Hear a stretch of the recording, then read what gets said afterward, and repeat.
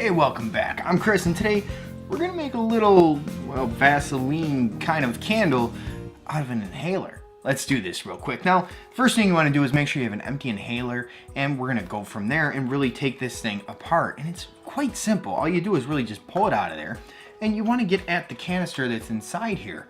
So we're gonna remove the back of it with a pair of pliers and just kind of wiggle the canister out. Now the next step is pretty easy, but you want to be careful because these canisters are under pressure. I used a pipe cutter and I found that to be, well, the quickest and easiest and safest way for me to get it off. If you have a better idea, by all means, go ahead and do it. But all you want to do is throw your canister inside the pipe cutter and go slow and just cut it the same way you would any, well, piece of copper pipe. Like I said, be careful because there's going to become a point where you are going to pierce the seal and you're going to release that pressure. Although with these little canisters, it's not too bad. There's not much of a pressure. With bigger canisters, it might pop off and hit you in the head, hit the ceiling, break a window, hit somebody else, break your camera. Who knows what might happen. So use caution because this stuff is under pressure. If you're at all nervous, maybe you should drill a hole inside the on the top of the canister first to relieve the pressure. By all means, be my guest, do that, work safe, work smart. But once you have the top off, there's another ring around here that we want to get rid of. It's, well, the excess of the top. And the easiest way for me to do that was, well, to grab my Leatherman, because it has a file, and if you have just a file yourself, you can go ahead and file the top of that off of there. Well, really, I'm just making a weak spot in that lip so that I can peel the top off. And then once you have that done, you're pretty much done with your build. Now I'm using this Murray's 100% pure Australian beeswax. It's for your hair, and it's a hair care product. I found it like the dollar store, Dollar General, something like that. It was cheap, it has wax in it, it has petroleum in it.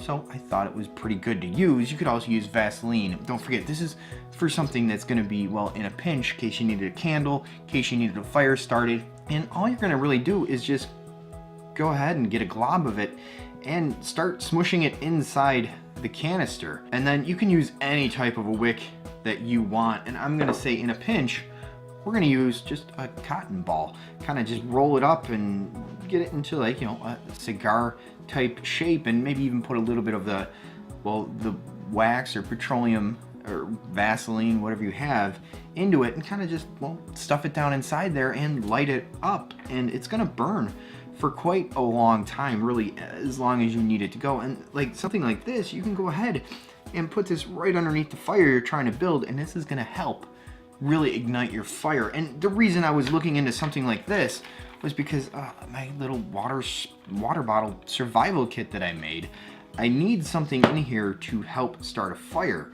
And, well, these little canisters will absolutely fit in here, and this will fit the bill. And you can have another canister in here that's gonna hold the petroleum jelly and stuff like that. So this really is a nice compact way for me to carry this. Now, another benefit to these canisters is making a little mini alcohol stove out of them. Watch my other video for that, but just the same, this alcohol stove can fit inside the water bottle survival kit, along with, well, some alcohol in one of those 5-hour energy type drinks. These little containers could fit right inside there and store quite a bit of alcohol, so that, well, if you had a cut, you have a way to, well, clean the cut. You can have fuel to start a fire. You have fuel to at least boil a little bit of water, maybe about 1.5 cups, or maybe even a full water bottle full of water to at least, you know, purify some water.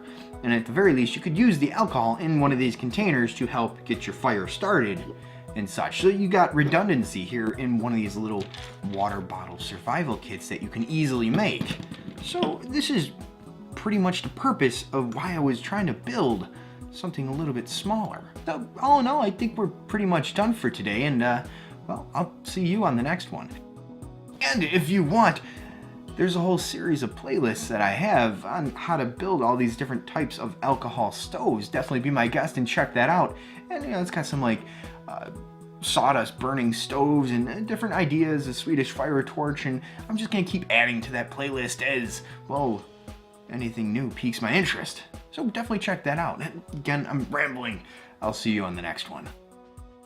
This is an incredibly easy build, and it's I honestly don't know how long it lasts. It's going for quite some time. I've probably been talking for longer than this video's been running, you know what I mean? Because, yeah, look at it go. All right, I'll see you on the next one.